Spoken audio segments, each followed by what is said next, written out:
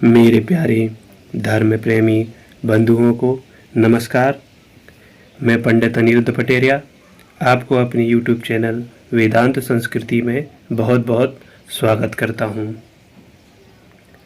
बंधुओं, मेरे हृदय में आज अचानक यह प्रेरणा हुई कि मैं सभी वेदों के सार श्री भगवत गीता का आप लोगों के सामने प्रस्तुत करूं।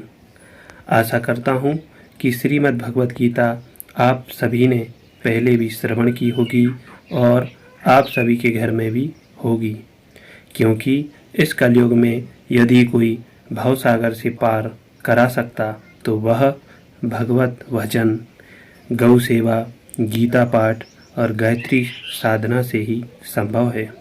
इसलिए आज मैं सिर्फ श्री भगवत गीता की पृष्ठभूमि पर चर्चा करूंगा, जिसमें 18 अध्याय और 700 श्लोक हैं।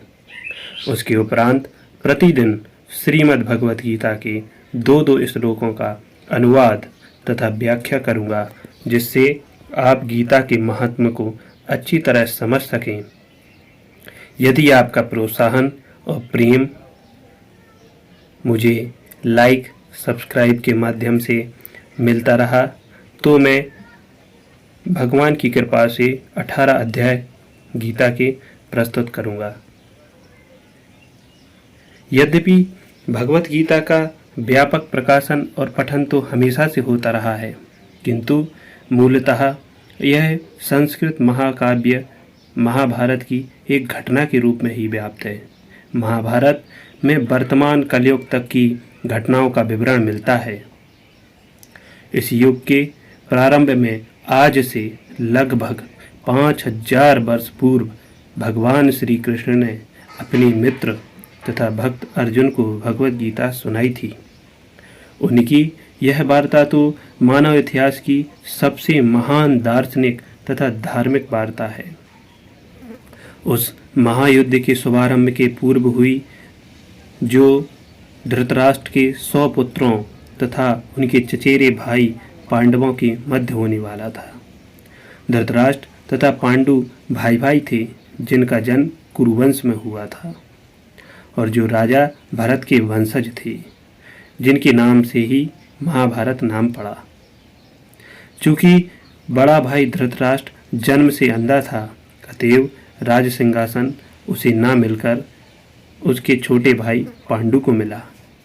पांडु की मृत्यु बहुत ही कम आयु में हो गई, अतएव उसके 5 पुत्र युधिष्ठिर, भीम, अर्जुन, नकुल तथा सहदेव धृतराष्ट्र की देखरेख में रख दिए गए, क्योंकि वह कुछ काल के लिए राजा बना दिया गया था। इस तरह धृतराष्ट्र तथा पांडु के पुत्र एक ही राजमहल में बड़े हुए। दोनों को ही गुरु द्रोण द्वारा सैन्य कला का प्रशिक्षण दिया गया और पूज्य भीष्म पितामह उन्हें सलाह देते रहते थे। इतने पर भी धृतराष्ट्र का सबसे बड़ा पुत्र दुर्योधन पांडवों से घृणा और ईर्ष्या करता था और अंधा तथा दुर्बल हृदय धृतराष्ट्र पांडु पुत्रों की बजाय अपने पुत्रों को राज्य का उत्तराधिकारी बनाना चाहता था। इस तरह धृतराष्ट्र के परामर्श से दुर्योधन ने पांडु के युवा पुत्रों को जान से मार देने का षड्यंत्र रचा। 5 पांडव अपने चाचा विदुर तथा ममेरे भाई श्री कृष्ण के संरक्षण में रहने के कारण अपने प्राणों की रक्षा हमेशा करते रहे। कृष्ण कोई सामान्य व्यक्ति नहीं थे, अपितु साक्षात परम ईश्वर हैं, जिन्होंने इस धराधाम में अवतार लिया था और अब एक राजकुमार की भूमिका अदा कर रहे थे। वे पांडु की पत्नी कुंती या प्रथा के भतीजे थे। इस तरह संबंधी के रूप में तथा धर्म के पालक होने के कारण वे पांडु पुत्रों का पक्ष लेते रहे और उनकी हमेशा रक्षा भी करते रहे। किंतु अंततः चतुर दुर्योधन ने पांडवों को जुआ खेलने के लिए ललकारा। उस निर्णायक स्पर्धा में दुर्योधन तथा उसके भाइयों ने पांडवों की सती पत्नी द्रौपदी का अधिकार प्राप्त कर लिया और फिर उसे राजाओं तथा राजकुमारों की सभा के मध्य निर्वस्त्र करने का प्रयास किया। कृष्ण ने देवी हस्तक्षेप से उसकी रक्षा हो सकी, किंतु जुए में हार जाने के कारण पांडवों को अपने राज्य से हाथ धोना पड़ा और 13 वर्ष तक वनवास के लिए जाना पड़ा। वनवास से लौटकर पांडवों ने दुर्योधन से अपना राज्य मांगा, किंतु उसने देने से इनकार कर दिया।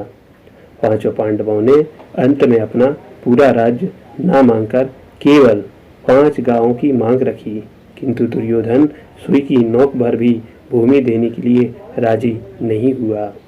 तभी तक पांडव सहनशील बने रहे और उनके लिए अब युद्ध करना अवश्यंभावी हो गया। विश्व भर के राजकुमारों में से कुछ धृतराष्ट्र के पुत्रों के पक्ष में थे तो कुछ पांडवों के पक्ष में। उस समय कृष्ण पांडु पुत्रों के संदेश वाहक बनकर शांति की याचना के लिए धृतराष्ट्र के दरबार में गए। जब उनकी याचना अस्वीकृत हो गई तो युद्ध निश्चित हुआ। अत्यंत सच्चरित्र पांडव पांचों ने कृष्ण को भगवान के रूप में पहचान लिया था, किंतु धृतराष्ट्र के दुष्ट पुत्र उन्हें नहीं समझ पाए थे। फिर भी कृष्ण ने विपक्षियों की इच्छा अनुसार युद्ध में सम्मिलित होने का प्रस्ताव रखा। ईश्वर के रूप में वे युद्ध नहीं कर सकते थे, किंतु जो भी उनकी सेना का उपयोग करना चाहे वह कर सकता था। राजनीति में कुशल दुर्योधन ने कृष्ण की सेना झपट ली, जबकि पांडवों ने भगवान श्री कृष्ण को लिया। इस प्रकार कृष्ण अर्जुन के सारथी बने और उन्होंने इस सुप्रसिद्ध धनुर्धर का रथ हाँकना स्वीकार किया। इस तरह हम उस बिंदु तक पहुंच जाते हैं जहां से श्रीमद् भगवत गीता का शुभारंभ होता है। दोनों ओर की सेनाएं युद्ध के लिए तैयार खड़ी थीं और धृतराष्ट्र अपने सचिव संजय से पूछ रहा है कि उन सेनाओं ने क्या किया। इस तरह सारी पृष्ठभूमि तैयार है। आवश्यकता है केवल इस अनुवाद तथा भाष्य के विषय में संक्षिप्त टिप्पणी की। भगवत गीता के अंग्रेजी अनुवादकों में यह सामान्य प्रवृत्ति पाई जाती है कि वे अपनी विचारधारा तथा दर्शन को स्थान देने के लिए कृष्ण को ताक पर रख देते हैं। वे महाभारत के इतिहास को पौराणिक तथा मानकर कृष्ण को निमित्त बना बताते हैं। किसी अज्ञात प्रतिभाशाली व्यक्ति के विचारों को पद्म रूप में प्रस्तुत करने का या फिर बहुत हुआ तो कृष्ण को एक गौण ऐतिहासिक पुरुष बना दिया जाता है, किंतु साक्षात कृष्ण भगवत गीता के लक्ष्य तथा विषय वस्तु दोनों हैं। जैसा कि गीता स्वयं अपने विषय में कहती है, अतः यह अनुवाद तथा इसी के साथ दिया हुआ भाष्य पाठक को कृष्ण की ओर निर्देशित करता है, उनसे दूर नहीं ले जाता। इस दृष्टि से भगवत गीता यथारूप अनुपम है।